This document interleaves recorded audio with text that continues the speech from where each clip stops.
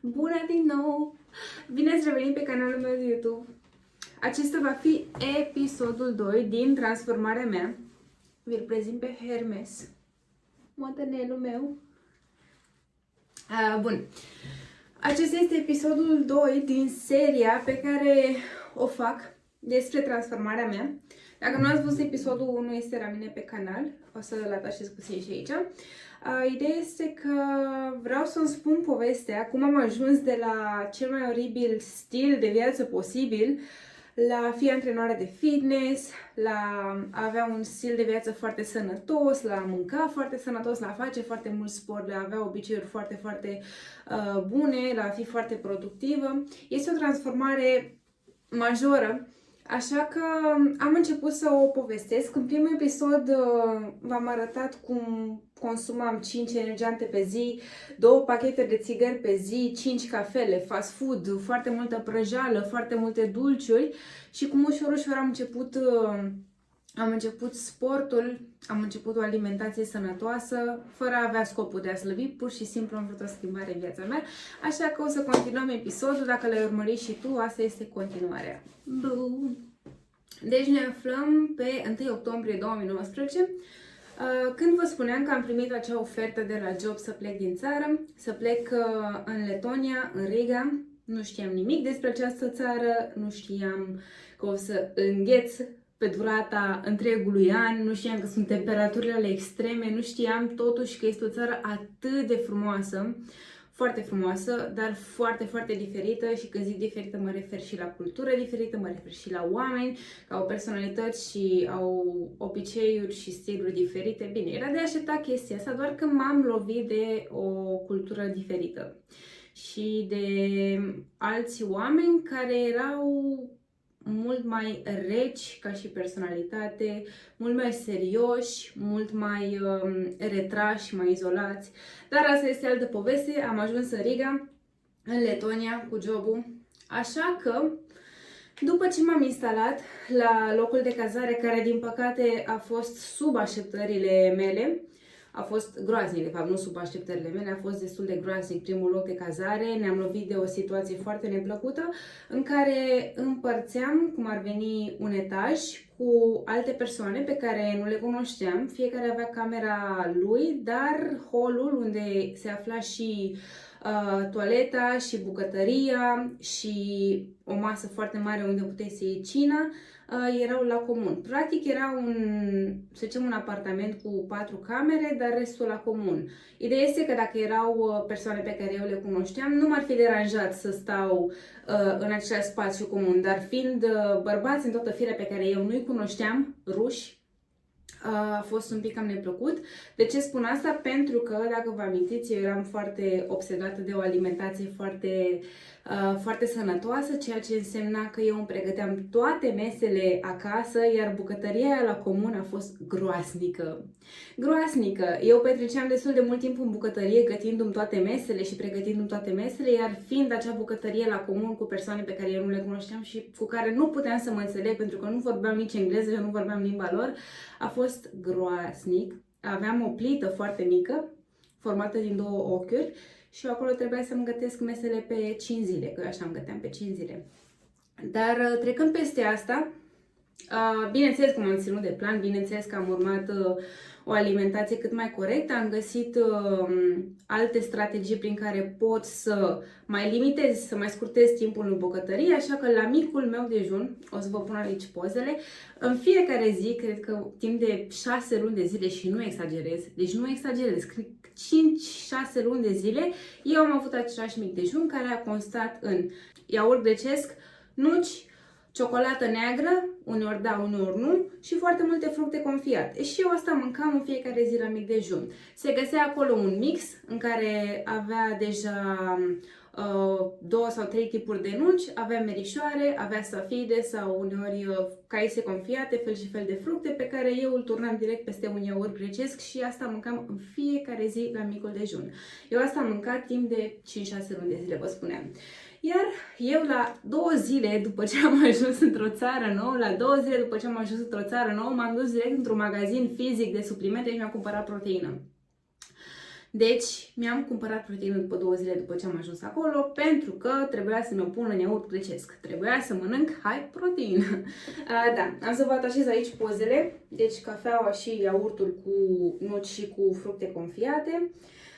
Asta era în fiecare zi la micul dejun, iar ca și mese principale, întotdeauna aveam ori pui cu cartofi, ori paste integrale cu ton, mereu niște legume pe lângă. Ideea este că, așa cum vă spuneam, găteam pe foarte multe zile.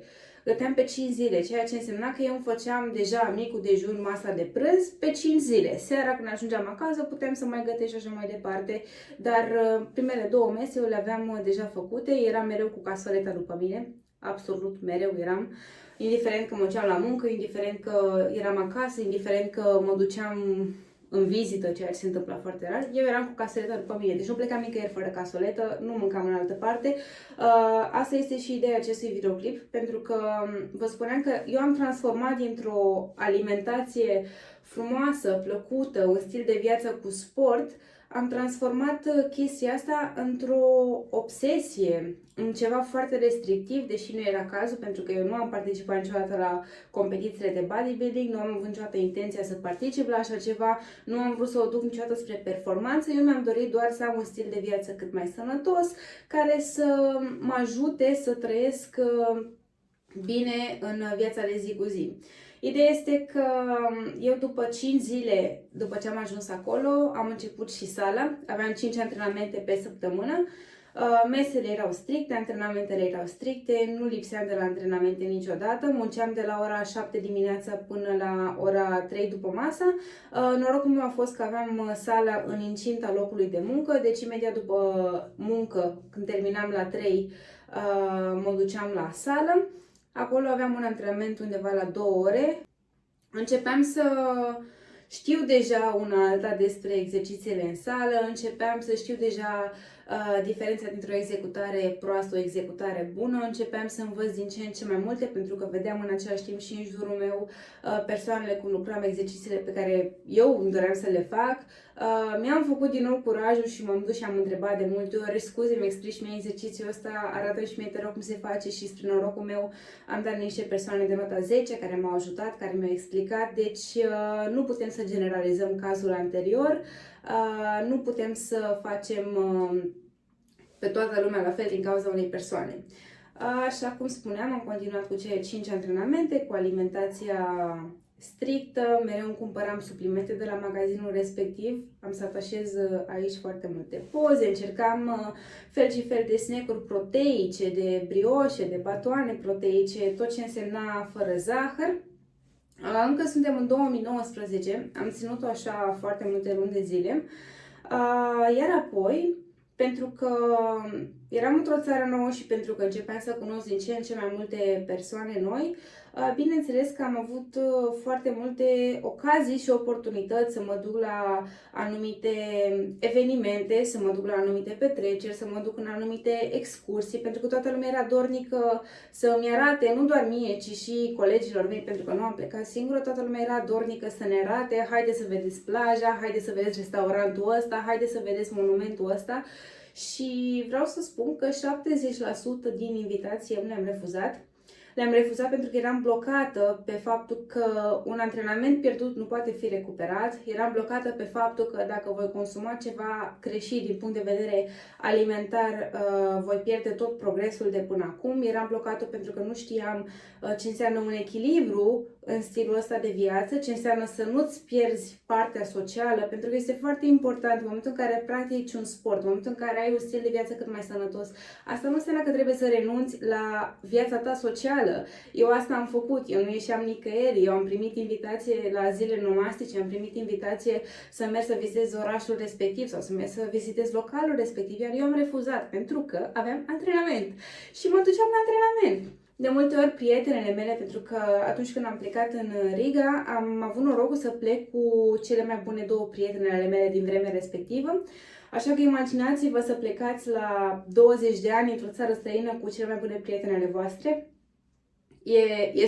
E super, dar din păcate eu nu am participat la multe lucruri, multe evenimente, pentru că refuzam și mă duceam la sală, nu puteam să ratez niciun antrenament. Ideea este că în momentul în care am început să refuz oamenii, nu am mai primit nici invitații, pentru că dacă vezi că un om te refuză mereu, la un moment dat ai impresia că poate are ceva cu tine, poate nu-i place compania ta, poate nu-și dorește să vină și nu te mai invită. Asta s-a întâmplat și cu mine, fiind atât de focusată pe sală și fiind atât de obsedată de chestia asta, m-am semi-izolat, ca să zic așa, și mi-am văzut de drum. Nu mi-am dat seama la momentul respectiv ceea ce se întâmplă, am continuat așa, iar apoi, când am intrat în anul 2020, eu am continuat să postez pe pagina mea, vă spuneam că am pagina Joe Healthy Food, eu postam doar mâncare pe pagină, rareori postam antrenamentele mele, dar am continuat să postez, iar în 2020, spre bucuria mea și fericirea mea, am primit prima mea colaborare.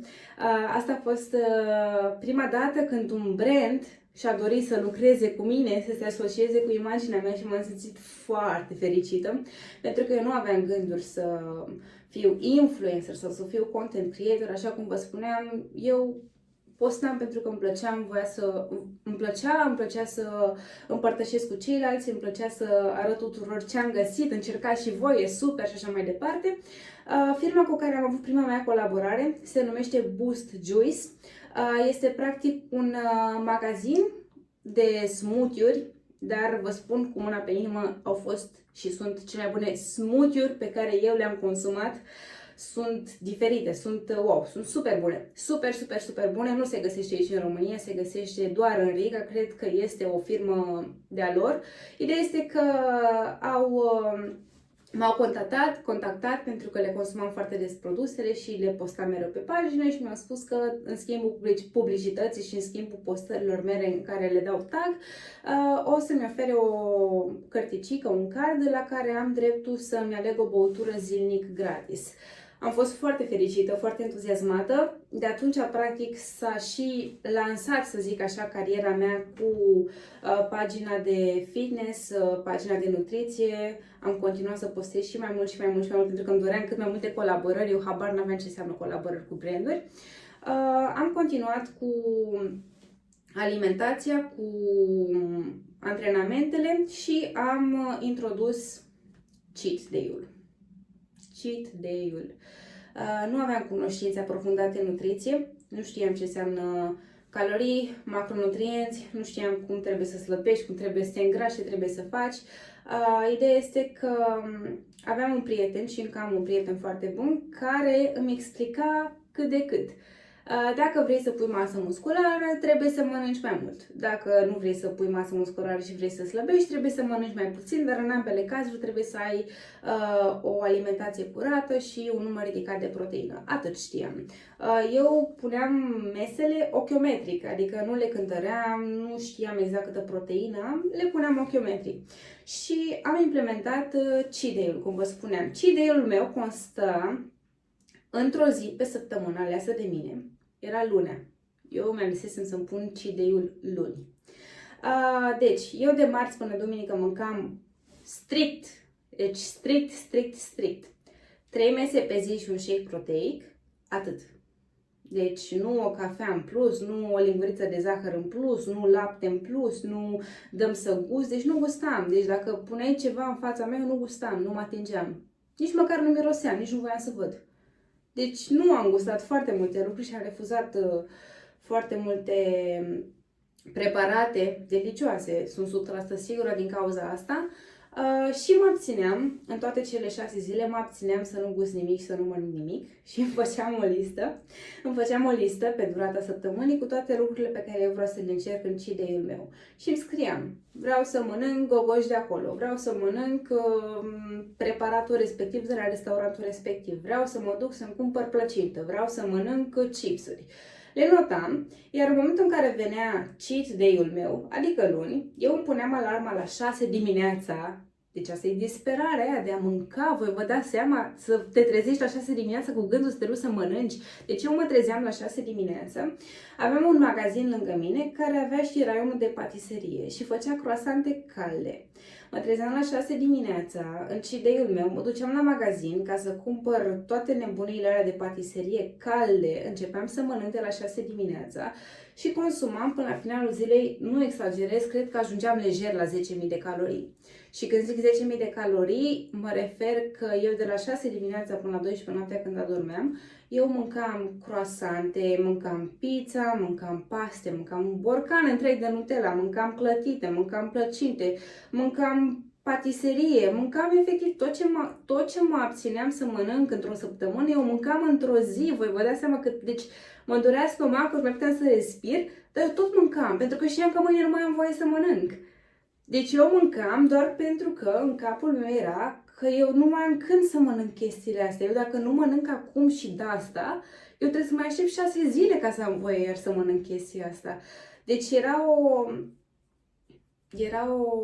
încurcătură totală în capul meu.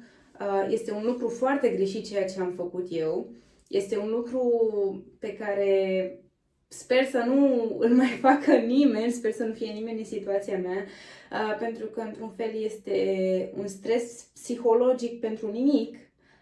În viață nu te restricționează nimeni ce să faci și cum să faci. Dacă tu știi să-ți organizezi viața și stilul de viață și alimentația, nu trebuie să ai nicio restricție, nu trebuie să te gândești ca și cum ar fi o pedeapsă, nu trebuie să aștepți 6 zile ca să poți să guși dintr-o brioș. Adică, da, ideea este că eu am stat cu cheat day-ul ăsta foarte multe luni de zile. De exemplu, dacă se presupune că într-o zi acceptam într-un final să ieși și eu la un restaurant sau la o zi romantică sau la un eveniment cu prietenii mei și ei mâncau în fața mea și nu era cheat day-ul meu, eu nu mâncam, eu nu gustam. Deci era o teroare pe care eu singură mi-am dat-o. Nu slăbeam, nu mă îngrășam, mă mențineam și asta din prisma faptului că eu pe timpul săptămânii practic făceam foamea, sincer vă zic, chiar făceam foame. Deci mesele mele erau foarte mici. Dimineața iaurt cu nuci și fructe confiate, la prânz pui cu cartofi, care era o porție așa foarte micuță, adică nu exista ceva mai mult. După antrenament un shake proteic cu apă, nu cu lapte, că laptele are calorii, deci așa o gândeam. Și seara mâncam ori salată, ori eventual niște paste cu ton, dar repet, porții foarte mici, deci eu cred că mă încadram undeva la 1000 de calorii, 1200 de calorii, atât mâncam. Și toată săptămâna mă abțineam și făceam foame și când venea cheat day eu mâncam 10.000 de calorii și practic compensa. Adică nu se întâmpla nimic în organismul meu. Mă abțineam, mâncam, mă abțineam, mâncam. Și asta s-a întâmplat foarte mult timp. Nu am conștientizat chestia asta la momentul respectiv și am ținut-o așa foarte mult timp cu restricțiile astea. Ideea este că a încercat destulă lume să-mi explice conceptul de cheat day și că nu este bun și că soluția este să nu te abții dacă îți dorești ceva într-o zi să guști, pur și simplu, dacă vezi că ai o gugoașă în fața ta și chiar ți-o dorești, nu doar pentru că e adicție și pentru că ești în sevraj, pur și simplu ți-o dorești, îți place cum arată, vrei să o mănânci, vrei să o guști, îți dorești chestia asta, gusto, dacă asta îți dorești. Dar asta nu înseamnă că trebuie să o mănânci zilnic sau de la gogoașa aia să mai ajungi la încă 5 gogoși. Pentru că revenind la subiectul ăsta, asta se întâmplă în momentul în care te restricționezi și asta s-a întâmplat și cu mine și cu dependența mea de zahăr. Eu nu mâncam toată săptămâna, iar în momentul în care eu mâncam și puneam gura pe zahăr, era sevrajul ăsta de vreau mai mult, vreau să mănânc acum cât mai mult. Ei bine, dacă aș fi exclus poate cheat day-ul ăla prost, pentru că este un termen foarte prost, și aș fi mâncat în fiecare zi normal, fără restricții și dacă chiar mi-aș fi dorit ceva să gust și aș fi gustat, sunt sigură că nu s-ar fi ajuns aici. Adică la a mânca 10-15.000 de calorii într-o zi doar pentru că te abții toată săptămâna nu este tocmai ok.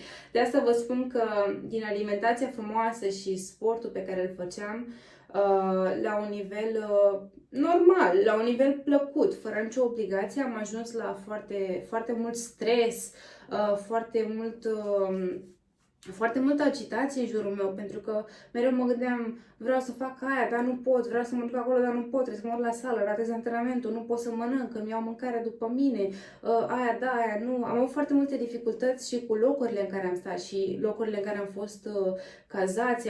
M-am mutat acolo de, nu știu, cred că o dată la 2 luni eu m-am mutat. Deci m-am mutat de minim 5 ori. Serios. Deci m-am mutat din apartament în apartament de 5 ori, vă dați seama, cu toate bagajele după mine, aveam și turele la muncă, a fost groaznic, a fost foarte mult stres acumulat, am avut foarte multe dificultăți și am întâmpinat foarte multe probleme. Un lucru foarte, foarte urât acolo este faptul că nimeni nu vorbește engleză și când zic nimeni, deci nimeni nu vorbește engleză. M-am dus la magazin, am pus o simplă întrebare, nu mai știu ce nu găseam, făină sau chestii de genul ăsta și nimeni n-a știut să-mi răspundă. M-am dus la magazinul respectiv de smoothie-uri și am cerut un fresh de portocale și nu știe nimeni ce înseamnă asta. Deci nu vorbește nimeni engleză, nu găsești nimic în engleză, pe etichetele alimentelor nu se găsește engleză, se găsește doar rusă. Deci eu stăteam non-stop cu telefonul în mână și cu Google Translate să pot să înțeleg ce cumpăr. Știți de câte ori am dus după un aliment și m-am întors cu alt aliment acasă? Doamne, Doamne, deci era... Apoi a început să nu mai îmi placă jobul la care sunt, am început să nu mai mă simt bine în țara respectivă. Nu se schimbase nimic, pur și simplu nu mai mă atrăgea, nu mai îmi plăcea, este și diferență de climă foarte mare, este și diferență că atunci când vorbim de oameni, de populație în general. Venise și nebunia cu pandemia. La mine, din fericire, nu a ajuns. Eu când eram în Riga, toată lumea aici în România era închisă în casă, eu nu am avut parte de așa ceva. Acolo lucrurile au fost normale, nu am avut restricții la modul să nu avem voie să ieșim din casă, să nu părăsim zona respectivă. Totul a fost normal, restaurantele, cluburile, cafenelele, toate locațiile erau deschise. Singura restricție pe care o aveam erau ca toate mesele să fie la distanță de minim 2 metri. Atunci când stai într-o stație de autobuz sau când stai la un restaurant sau o cafea, să ai distanță de minim 2 metri între persoanele de lângă tine. Asta a fost singura restricție pe care noi am avut-o, în rest totul a funcționat normal. Nu am putut să mă întorc chiar atunci în România, pentru că nu știam exact ce se întâmplă, ce înseamnă chestia asta, așa că am mai așteptat puțin. Iar în momentul în care am văzut că se face 1 an de când eu sunt în țara respectivă, m-am gândit foarte bine ce vreau să fac. M-am gândit dacă îmi văd viața acolo, dacă îmi doresc să trăiesc, dacă îmi doresc să îmi cumpăr o casă acolo sau să mă stabilesc cu totul acolo. Iar răspunsul la această întrebare a fost nu. Așa că de ce să mai rămân? Eram supusă unui stres foarte mare și cu deciziile pe care le luam eu atunci în viața mea, să rămân într-o țară străină, să mă stabilesc acolo, să mă întorc în țara mea, să-mi caut un apartament aici, ce să fac cu locul de muncă, să mai muncesc în continuare aici, să-mi schimb și locul de muncă, ce fac cu alimentația mea, pentru că deja simțeam că nu mai duceam foarte mult, pentru că datorită faptului că eu introduceam foarte mult zahăr în mine, în ziua de cheat day, următoarele zile după ziua de cheat day aveam un sevraj groaznic și o dependență de zahăr incredibilă, de fapt se numește rezistență la insulină, pentru că chiar dacă trecuse cheat day-ul, chiar dacă reveneam la o alimentație curată, corpul meu încă îmi cerea zahăr, pentru că mâncam foarte multe prostii, cantități enorme, iar bineînțeles, chestiile astea nu pot să elimine toate toxinele din corp într-o singură zi. Eu următoarele 3 zile după cheat day, eu îmi doream în continuare zahăr, mă abțineam foarte greu și aici intervine și chestia asta psihologică, în momentul în care vezi că toată lumea mănâncă în jurul tău, se bucură de mâncare și tu ai chestia asta, eu n-am voie, dar vreau. Când știi că n-ai voie, parcă mai rău vrei. Când știi că îți pui o regulă că nu am voie să mănânc asta, atunci o vrei și mai mult. Asta se întâmpla la mine, îmi ziceam, nu am voie să mănânc zahăr, nu am voie să gust, nu am voie să mă duc acolo să mănânc altceva în afară de ce am eu. Și atunci când știam că nu am voie, atunci voiam și mai mult. Și chestia asta psihologică, era un stres continuu în capul meu, un stres enorm, nu am voie să mă duc acolo că am antrenament, nu am voie să mănânc asta că am pachetul la mine, nu. Toate lucrurile astea au dus la momentul în care eu am cedat. În care am zis, nu mai fac nimic. nu mai fac sport, nu mai țin alimentația, nu mai duc nimic. Pentru că am ținut așa aproximativ 10 luni de zile, cu toate lucrurile astea restricționate, 10 luni de zile. Iar să zicem că în a 11-a lună, a 12-a lună înainte ca eu să mă întorc în România, eu am cedat. Am zis că nu mai pot. Nu mai vreau să mănânc la casoletă, nu mai vreau să fac sport, iar ăla a fost momentul în care eu m-am lăsat de sport, în care eu am luat o pauză cu sala, în care eu n-am mai ținut alimentația, mâncam orice, și nu mai găteam. Nu mai voiam să gătesc, nu mai voiam să postez, nu mai voiam să fac nimic. Și am ținut așa vreo 3 săptămâni, timp în care eu îmi comandam zilnic de la Mac. Ideea este că acum, în momentul în care eu intrasem în faza asta de nu mai vreau, nu mai pot,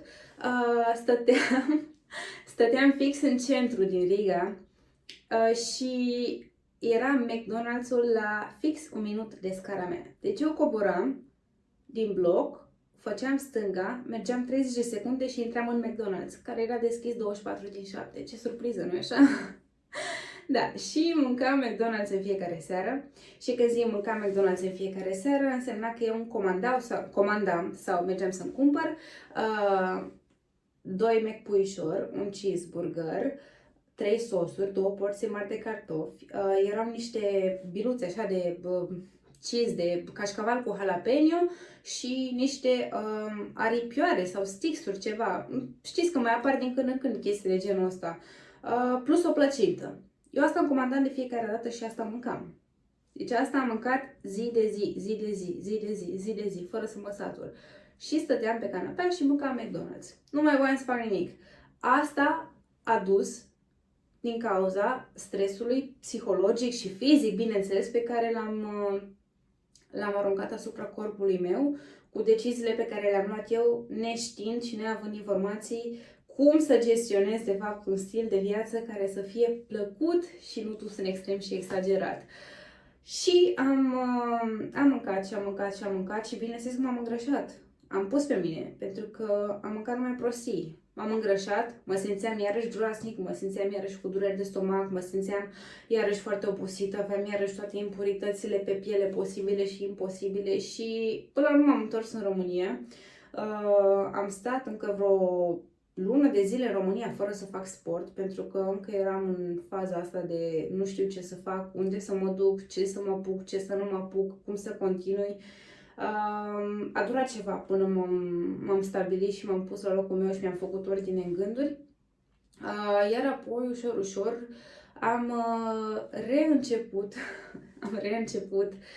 pe drumul ăsta de alimentație, pe drumul ăsta de sport, dar de data asta fără cheat day, de data asta fără restricțiile astea pe care le puneam în Riga cu nu mergi nicăieri dacă nu-ți faci 5 antrenamente pe săptămână, pentru că am stat foarte bine și m-am gândit, eu nu fac sport de performanță, eu nu mă duc la competiții, nu particip la concursuri, nu am o țintă în care să zic că am nevoie să fiu atât de restricționată.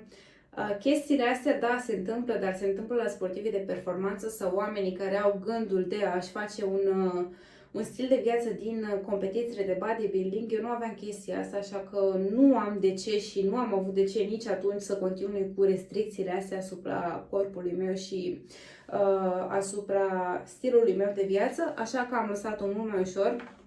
Am luat tot treptat și am început din nou și cu alimentație și cu sportul, de data asta într-un mod plăcut. Tocmai de aceea am vrut să fac și episodul de astăzi și vlogul acesta cu transformarea mea și greșelile pe care eu le-am făcut. Dacă sunteți la început de drum, dacă abia ați implementat un stil de viață nou în viața voastră, nu faceți ce am făcut eu. Nu vă restricționați atât de tare. Trebuie să fie un stil de viață plăcut, pentru că în momentul în care voi vă impuneți ceva și vă obligați practic să faceți chestia asta pentru că așa trebuie, eu trebuie să mănânc brocoli pentru că așa trebuie, eu trebuie să alerg în fiecare dimineață la 5 pentru că așa trebuie, nu o să vă țină, o să rezistați o săptămână, 2, 3 și după o să vă lăsați. Scopul nu este să slăbim 2 kg și după aia să revenim la vechiurile obiceiuri. Scopul este să implementăm un stil de viață sănătos care să țină, cu care să înaintăm în viață, cu care să mergem în anii ce o să vină, nu? Trebuie să știi că tu faci chestia asta pentru beneficiul tău. Trebuie să știi că dacă te miști zilnic, indiferent de forma de mișcare pe care tu alegi, că vorbim de sală, că vorbim de alergat, că vorbim de plimbat, că vorbim de dansuri, că vorbim de voli, indiferent de sportul pe care tu alegi să-l practici sau mișcarea pe care tu alegi să o practici, trebuie să o faci de plăcere, trebuie să știi că ți aduce anumite beneficii, nu trebuie să o faci din obligație. Trebuie să-ți și placă, pentru că altfel nu o să țină. Dacă cineva îți spune mănâncă brocoli, că e sănătos și tu te obligi să mănânci zilnic brocoli, păi ce ai rezolvat? Tu știi de ce mănânci brocoli? Trebuie să mănânci lucruri care îți plac. Trebuie să gătești astfel încât să-ți placă. Trebuie să limitezi, într-adevăr, zahărul, prăjelile, sucurile și așa mai departe. Trebuie să le scoți din alimentație, dar nu ca o restricție. Tu trebuie să o gândești la modul că fac chestia asta pentru că îmi iubesc corpul, fac chestia asta pentru că nu vreau să introduc toxinele alea în organismul meu, pentru că îmi fac rău. Fac chestiile astea pentru că vreau să trăiesc cât mai mult, pentru că vreau să am o minte clară, pentru că vreau să am o piele curată, pentru că vreau să am un organism perfect sănătos, pentru că nu vreau să mă îmbolnăvesc, pentru că la 60 de ani vreau să fiu capabil sau capabilă să merg și să urc scări fără să mă doară genunchii sau să ajung într-un scaun cu rotile. Așa trebuie să gândești, altfel nu o să țină. Că slăbești acum 3 kg, așa și ce dacă? Dacă te întorci la vechiurile obiceiuri, o să le pui la loc în 2 săptămâni. Ăsta este scopul unui stil de viață sănătos. Trebuie să implementăm activități care să ne aducă plăcere, trebuie să mâncăm lucruri care ne aduc plăcere și cu care să ne obișnuim, cu care să înaintăm în timp. Asta mi-am propus eu atunci și asta sfătuiesc pe toată lumea să facă. Nu vă restricționați, găsiți un mod de alimentație și găsiți un mod de a face sport care să vă placă.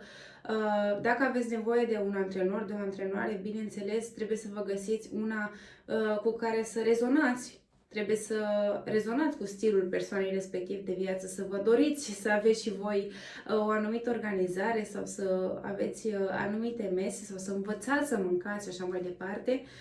Niciodată nu am încurajat persoanele, trebuie să mănânci orez cu pui.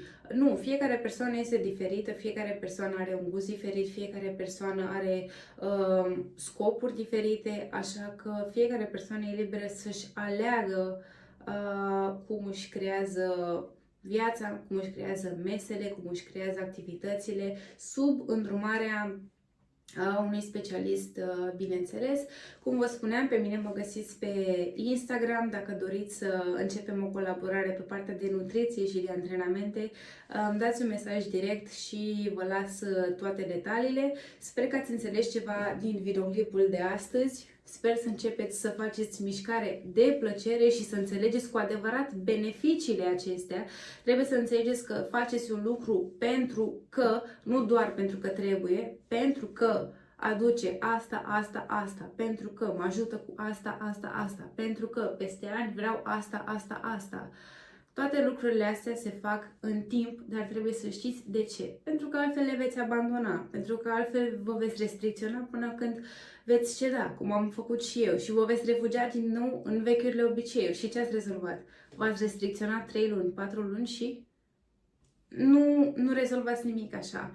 Ideea este să înțelegeți ceva din povestea asta și să vă formați un stil de viață plăcut, un stil cu beneficii și să evitați foarte mult să aduceți un stres în plus organismului vostru, pentru că suntem înconjurați în ziua de azi de foarte mult stres, foarte multe energii negative, foarte mult lume rea, din păcate. Așa că trebuie să știți să vă protejați cât mai bine, să aveți grijă de voi, că nimeni altcineva nu poate să o facă mai bine decât voi. Lăsați și voi un comentariu dacă v-a plăcut vlogul de azi și dacă așteptați cu nerăbdare episodul 3. În episodul 3 am să vă povestesc cum mi-am început eu, nu neapărat cariera, dar cum mi-am început eu pasiunea asta de a fi content creator pe partea de fitness, pe partea de alimentație, pentru că pagina mea de Joe Healthy Food s-a transformat între timp în Jolly Fitness, unde postez alimentație, sport, antrenamente, motivație, inspirație și multe lucruri legate de lifestyle și de un stil de viață cât mai frumos, cât mai sănătos, cât mai benefic nouă. Și bineînțeles vom discuta și despre multe alte lucruri prin care eu am trecut atunci când vorbim despre sport și alimentație, pentru că am mai avut pauze de câteva luni de zile în care, din nou, nu am mai făcut sport și mi-am forțat atât de mult organismul încât am cedat din nou. Este foarte important să găsești echilibru, să faci o balanță între a ști când să te retragi și când să iei o pauză și a ști când să împingi mai tare și să continui. Așa că vă urez o zi plăcută tuturor sau o seară frumoasă și aștept comentariul vostru, like, share și subscribe.